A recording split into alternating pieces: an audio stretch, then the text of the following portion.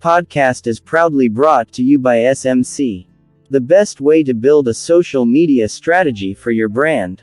Hello friends, welcome to South African Writers Podcast. My name is William and I'll be your host today. I'm so excited to be here today because, it's been a while since we have really, shared a moment with a South African author who, wants to share his story, wants to share the inspiration that he has, that inspired him to be able to write the book that he has written. And I'm so excited that today we'll be engaging in a moment with Sia Khumalo. And, some of you know his book, and his book was one of the most controversial books.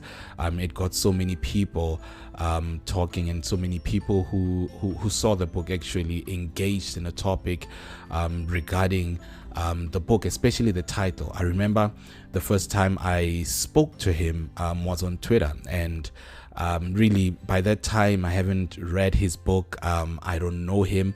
I was just, I just saw the title of the book and I decided to just have a conversation with him for just 2 seconds, but I couldn't say anything more because I haven't written his book. The only thing that I just said is that, hey, I saw the title of your book and I don't like it. It doesn't make sense. It's unorthodox and so forth. And he asked me a question. He said, did you actually read the book? Did you pick up the book? Did you read it? Or are you literally judging the book by its cover? And that's when I just, we just left the topic right there. We didn't speak any further.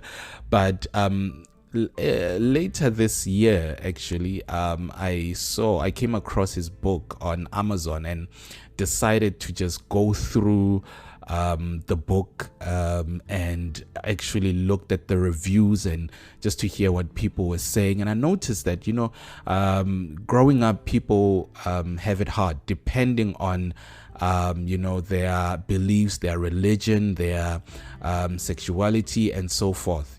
People have it hard, and whether we like it or not, we are conditioned. Our minds are conditioned when we are growing up what is right and what is wrong. And if you're a Christian, you are taught what is right and you are taught what is wrong.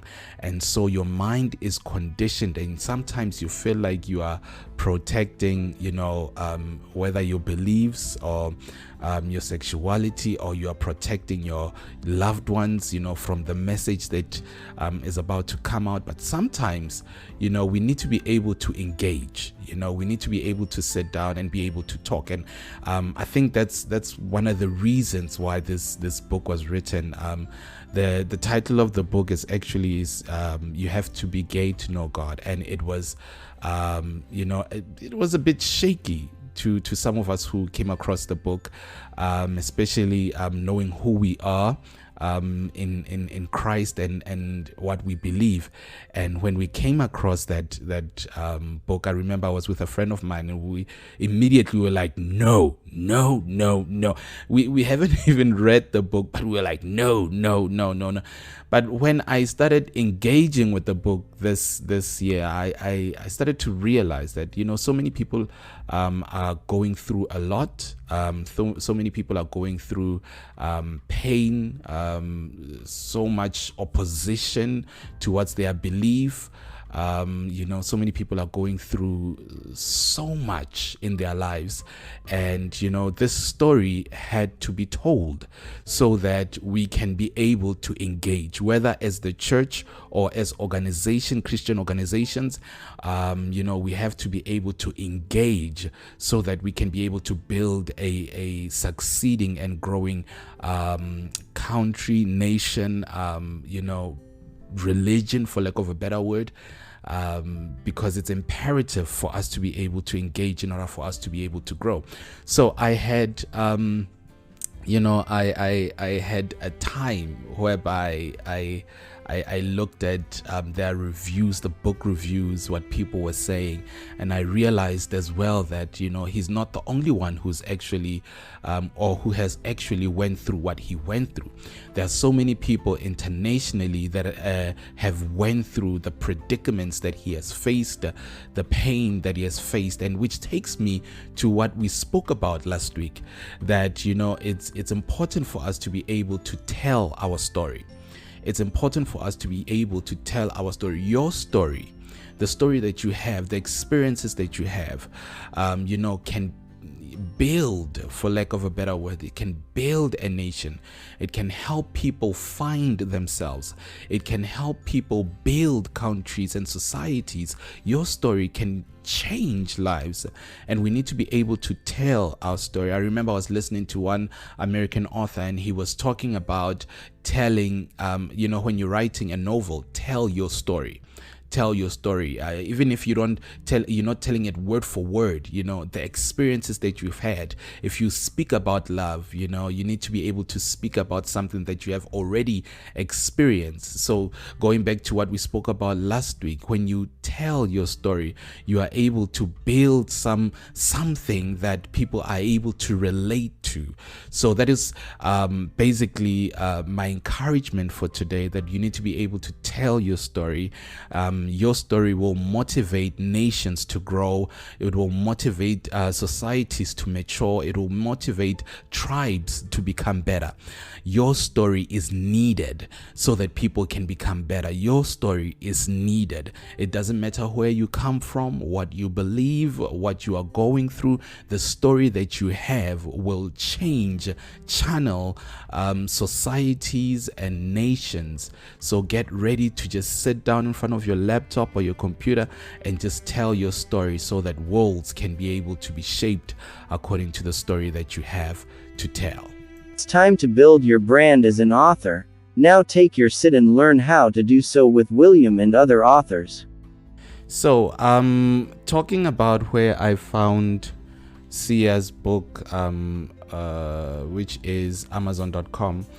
I want to encourage most of the authors, because so many people just want to print their books, especially in South Africa. People want to just print their books, hoping that people actually buy them. And I found that it's more expensive to actually print books than to create an ebook and sell it online. So I just want to encourage authors to be able to sell your books online. When you have your books online in places like Amazon, you're giving people who live outside of your surrounding, outside of your province, outside of your country, outside of your continent, outside of your wherever you find yourself in. You give other people to buy your book, because if you are self-publishing and you are printing your books, okay, not everyone is going to get your book. Not everyone is going to get your book. So it's important for you to try and sell your books as an ebook online. So I just want to give you a list of, a few places where you can sell your ebooks, and some of them them because you are able to just go online. When you are looking for a book, you just go on Google and just search it, and you are able to find it. But most of the times, South Africans, we don't purchase those books. We just read and we just leave it like that. So I just want to encourage you, in order for us to build a culture of people reading and people buying your book, we need to look at, one of the things that I always talk about is that the price. We need to look at the price. How much are we selling it? How much are we selling it when we print it, and how much do we sell it when it's online, so that you can be able to encourage people to actually buy your book. You can't sell, for instance, your book 200 Rand online. For other people it won't make sense. So you have to take it down a notch, maybe 120 or 100 Rand, so that people can be able to purchase it. Remember that you are a self-published author. You don't have to pay other distributions so that you can be able to put your book right there, unless you are using people like Barnes and Noble. If you're using Barnes and Noble, then you'd be paying them to actually sell your book on their site. So I just want to encourage you to think outside the box. When it comes to selling your book, think outside the box. Think about, just go on Google, how can I sell my book online? And one of the things that is most important that I feel authors neglect is the website. You need a website so that people can be able to book you. You need a website so that people can be able to know that you exist, and people can be able to know that you're an author. There's a lot that you have to say, so that people can know that you are there. The purpose of a website is to actually give people information about who you are and what you do. So and where they can find you. So it's important for you to be able to just have your website, and your website, if you don't sell your book on your website, so your website should point to the place where you are selling your book. So it's very important, and now actually, as people who design your website, they can make sure that people can buy your book and get it as a PDF on your website. So money goes straight into your account or your PayPal account, so that you can be able to make money. So I just want to encourage you with that. So the places that I'm thinking about online that you can sell your book on is, first of all, it's iBooks. iBooks, then Amazon, then Google Play Store. I'm using Amazon and Google Play Store, and I'm also using Smashwords and Lulu.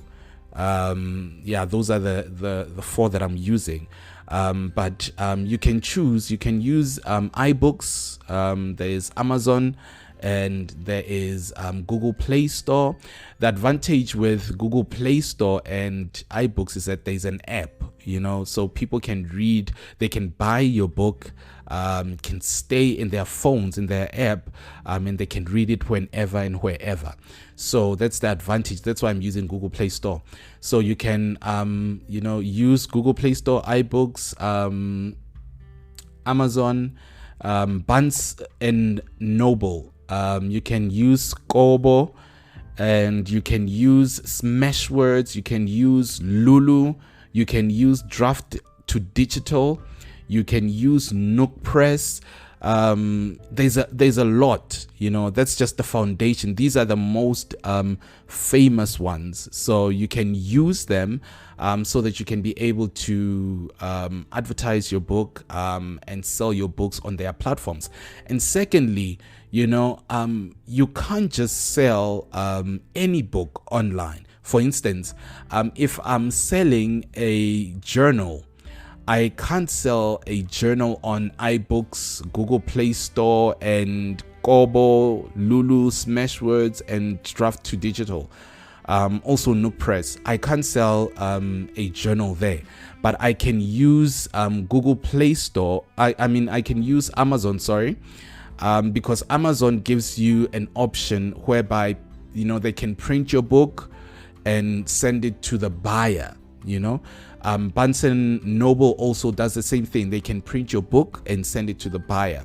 So imagine your book is on Amazon.com, and you are selling it for perhaps $20 or whatever, and somebody sees your book in the United States and they buy your book, but they don't want an ebook. They want a paperback. They want a book. So what they will do, Amazon, is that they will print your book with your cover, and they will send it to the guy, the person who bought it, and you will get that money. Of course, they're going to get their percentage, So think about that, Think about that. So if you want you to print a journal, you want to sell a journal, You can use Amazon, you can use Barnes and Noble, but if you're selling straight, a book, you can use all these services so that you can be able to reach a wider audience. And it's so hard because there are millions and millions of people that are writing billions and billions of books every day.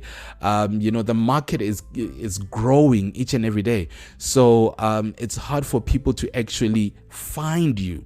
So what I find imperative is that the people in your community should know first. The people in your community, I'm talking about if you're living in Pretoria, Johannesburg, Gauteng, if you're living in Western Cape, wherever, people should know that, okay, there's an author. So you have to, of course, host events and so forth so that you can be able to win over people. And after that, I encourage the people that are following you to actually tell other people. I'm telling you, people know people, so the more they talk about your book, the more people buy.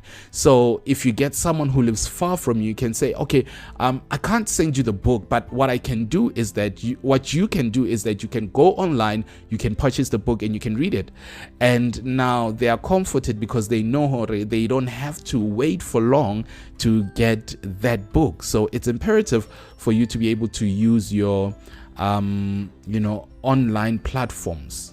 It's imperative for you to have a website. It's imperative for you to use those things so that you can be able to grow your audience, so that people can be able to know you. So that is my encouragement. In order for your story to be told, in order for your story to reach nations, in order for your story to be heard by other people, you have to make sure that you are online. You have to make sure that you are using every platform to your advantage so that you can be able to get your story out there. This is South African Writers with your host, William. As we dive into his book, we notice Khumalo writes in his book that it was a sunny second break one afternoon in grade 10 when I realized some older boys were whispering behind my back. Sensing malice, I snuck away into a crowd of fellow students. One of the boys broke away from his friends and, taking a decisive stride, followed me into the crowd I was hoping to blend into. He pushed through the other students, reached his hand down and grabbed me. He then finished off by feeling around between my legs and swiping slowly. I smarted the sensation of his fingers clinging to me. Imagine you'd been in some boy's midst for years, secretly yearning to be made real by attention you never wanted to want. And that's what dished up for you by some creepy bully who thinks you are a joker, who humiliated you with a cruel parody of your longing in front of the world. Well, good job. It wasn't the first incident like that either, just the first after many, many years. Now that is what I mean when I say we need to be able to tell our stories. There's so many things that people don't know about you, about your beliefs, about where you come from, about where you are going. And it is imperative for you to be able to tell your story. Once you begin to tell your story, then people will be able to relate with who you are, your passion, your vision, your mission, and they'll be able to journey with you together. Reading this, I just imagined myself sending my kid to school, and because some bully doesn't agree with their beliefs or sexuality, they begin to bully them and humiliate them in front of other pupils. It is so embarrassing to go through that. So it's imperative for us to be able to tell our story so that people can be able to know that such things do happen and they are out there. So help me today as I welcome Khumalo. Khumalo, sir, how are you? Hi, William. Thank you for having me on the show. I'm well, and how are you? I am great, man. I am so awesome. But you know what? Just reading chapter 1 of You Have to Be Gay to Know God, just it was mind baffling for me. The experience of just paragraph 1, what you shared and what you went through. There should be more to you. I just thought that there should be something. There's so many people that do not know you out there. Can you just share? That's something, that bit of salt of who you are and what do you do and where you come from. Who are you? Who is Sia Khumalo? I'm inspired by the fight for inclusion and social justice. I push for this in commentary. I write on religion, politics, and sex. So I write social and political commentary on News 24. My past includes time in the military. At one point, I was in Mr. Gay South Africa as well as Mr. Gay World. And I don't know if I'm that well known. There is a small circle of wonderful people who know me and put up with my nonsense. Yeah, we all have that small circle that will always support you and that will always be there with you no matter what you go through and whatever circumstance that you face. So tell me, I having read your book, I just want to know why do you write books?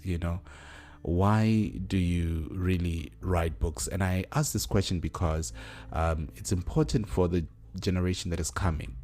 They need to be able to find out that passion, that smolanyana passion that inspires them to pick up a book and read, or pick up a book or laptop and write a book. So why do you write books? Books allow for a deepened exploration of any theme. So they are just ideas that can't be explored in one article and one interview. So we go on a longer journey with readers.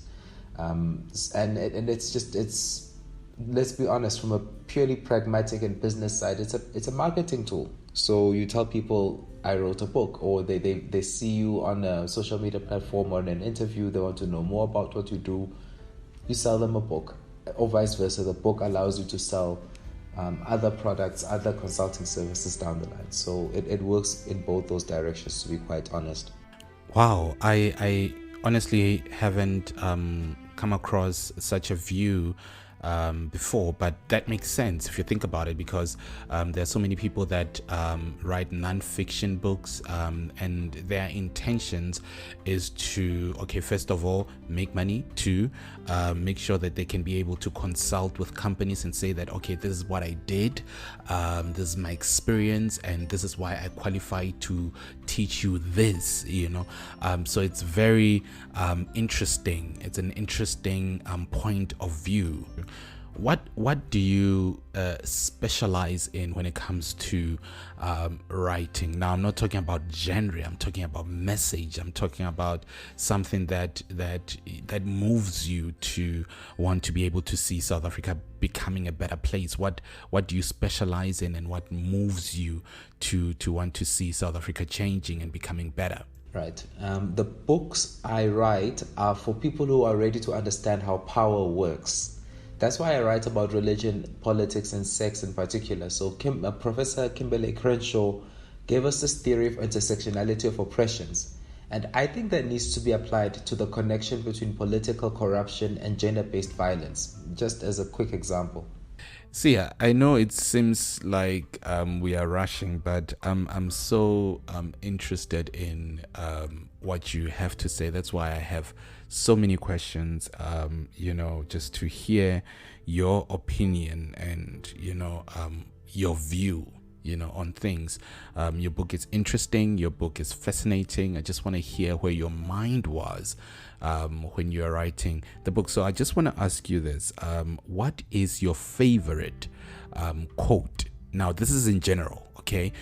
So what is your favorite quote? What is your favorite quote? Now, favorite quote, not today, Satan. I mean, we've seen this before, but I saw it on a video clip a few days ago. And the reason it's my favorite quote is that people just allow things to happen because they think that justice and honesty can be realized on another day, that we can fight for it on another day. We can get honest politicians and public leaders on another day. We see this in politics where leaders are thought to be playing what's called the long game. We see it in social issue social justice issues like gender-based violence, where women are told to bekezela. We see it with religious institutions. I mean, I remember I came out to a Ugandan friend years ago. He was Roman Catholic, and he said it would take decades, perhaps more than a lifetime, for members of the LGBT community to be understood. And I said to myself, no, not today. Like, we're not going to wait today. If there's a condition in life that you want and you deserve to have, you have to work towards it today. If there's something wrong, you have to confront it today. So that's my favorite quote, is not today, Satan. So the whole point of this podcast is to encourage South African writers, South African authors, so they can be able to just draw some inspiration, because in South Africa, authors are not celebrated like they are in other countries. They are not as successful as in other countries. That's why we need to celebrate them. We need to celebrate them and be able to interview them and get their books out there. So what is, or who is rather, your favorite author? Who is your favorite South African author? Who is your favorite South African author? 3 come to mind. So I have a rule that I buy at least 3 books by each author I've met, and I think Eusebius McKaiser is the only author where I've bought all the person's books. I like Eusebius because he understands the formative power of discourse. He understands that everything is shaped by, let's call it a culture war. Let's be honest, that's what it is. Most people don't seem to grasp that. Then there's Sisonke Msimang. I love her because her writing is just stylistically, it's gorgeous. It's not just the substance, it's not just the style, there's also the substance. What she has to say through her writing is always very timely, very powerful, very moving, but she just writes very well. Another person who's absolutely understated as a writer is Judge Edwin Cameron. When you're in law and you're a judge, you have to write judgments that not only land well and are well understood, they also have to be memorable, and a lot of that comes through in the books he's written. In just 2 minutes, or between 1 and 2 minutes, tell us about your book. Just tell us about your book. Did people receive it? Did people reject it? What have been the opinions of people regarding the book? Because I don't know if you remember the first time when I read the title of your book, I went on Twitter and immediately I told you, hey man, I don't like the title. You don't say that, So what do people say, and what's the book all about? The book titled You Have to Be Gay to Know God was released in April 2018. It is part memoir and it is part sociopolitical analysis. So the autobiographical part tells the reader who I am, the journey I've been on, and how I arrived at the views that I have. And then it looks at my views on South Africa, on religion, on sexuality, and how those forces play together. So a lot of the problems you'll get that cause homophobia in religion are the same problems that cause homophobia in culture, for example, or in politics. So it's all interrelated, and that's what the book drills on, drawing from what I've observed in life. Did people receive the message or reject it? I haven't spoken to somebody who's read the book and said, look, here's where you're wrong. Often the people who say the book is wrong are people who say you cannot have a title like that, or you cannot say what you're saying. Then I ask, but did you read the book? And often the case is no. And then they tell me they don't have to read the book because they have a degree in theology or whatever the case is. And the thing is, the book won an award that is normally won by theology students. I think I'm the first black non-theology academic who's won it. So it's the Desmond Tutu'Gerrit Brand Prize. So what does it mean that somebody has a theology degree? I don't dispute that that's valuable, but a few decades ago, Christianity was used to justify slavery. It was used to justify apartheid. So whose version of theology is being lauded in that degree? So there have been those controversies. Thank you. Talking about your experiences and the meaning of your book and what you are saying to South Africa, what you're saying to churches, what you are saying to young adults, what you're saying to politicians. the story that you are sharing in your book. If I were to say pick out one experience in your book and the topic would be sink or swim, which story would it be, and what would the concept of sink or swim mean in that story?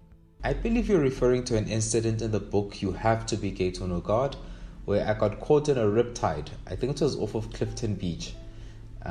I found myself, what I wanted to do was go stand on a rock in the ocean.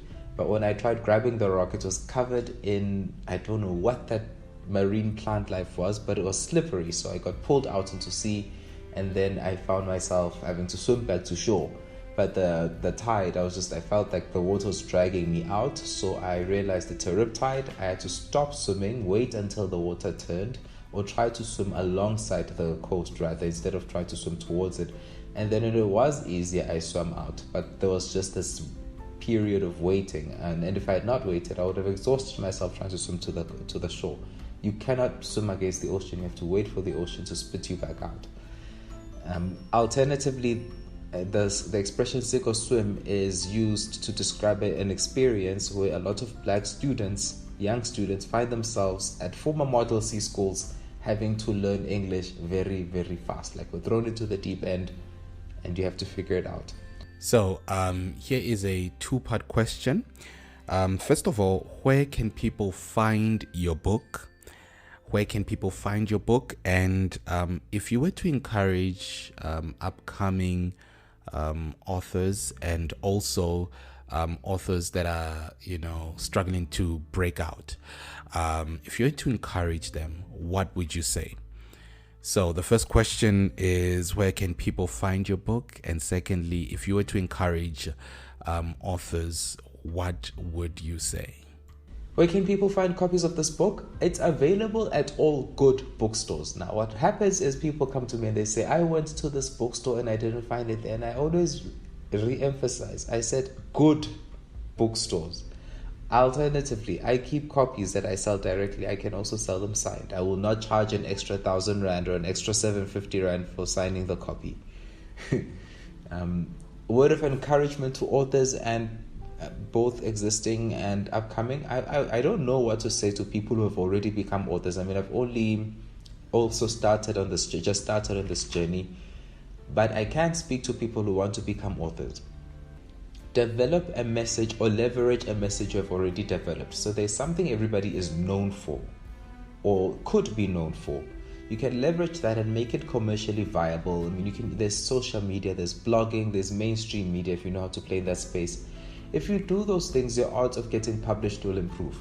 Now, this is not ideal. There are some spectacularly gifted writers who are not very well known. They don't have a brand or a thing that they're known for, but they're very good writers, and they're going to get left behind by a world that's moving towards media. And I think then they have to wait for publishers to rescue them, because it takes a good publisher to know that they need a mix of writers whose work is made commercially viable and writers who are there for the art. And a lot of indie publishers do that. So the publishing landscape will reach equilibrium sometime soon, but until then, leverage the systems and the flows that already exist. Mr. Sia Khumalo, thank you so much for joining us, and thank you so much for just sharing your view, so powerful. And we want to be able to see you grow. We want to be able to journey with you in your growth. So thank you so much for joining us, and we hope with your other books you'll be able to join us as well, so that we can be able to engage. It's important for us to be able to sit down and engage and just talk. So where can people find you on your socials? I know you're on Instagram, you are on Twitter. So where can people find you on your socials? My Twitter and my Instagram are Sia the Writer. My Facebook page is with Sia Khumalo. All right. Thank you so much for joining us. This was just an exciting moment. Believe you me, I've learned a lot, and I hope that so many people that are listening to this have learned a lot as well. Mr. Khumalo, sir, thank you so much for joining us. We can only pray and we can only hope that you get to grow. And, it's more fascinating that you are black, for lack of a better word, because it's our community, people from our townships and people from the ghetto. They have to know that we are able to succeed, we are able to write books, and we are able to share our opinions and our views. So thank you so much for joining us, and may you experience blessings and may you see growth in your career. Thank you so much. Well, friends, that was Sia Khumalo, the author of You Have to Be Gay to Know God. It was a privilege to be able to sit down with him and be able to hear what inspired him and what drives him and what moves him to actually write books and progress in life and want to see South Africa becoming a better place.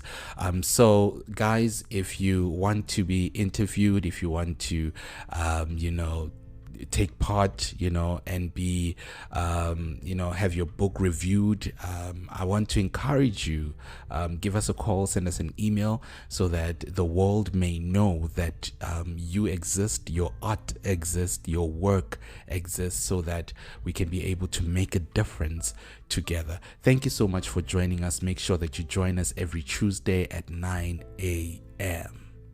Thanks for joining us today. Remember to connect with us by clicking on Send Message, or send a voice note on WhatsApp to 074-277-8857. If you are an author and want to be interviewed or have your book reviewed, please make sure you send an email to essawriters@outlook.com. Again, essawriters@outlook.com. See you next Tuesday 9 a.m.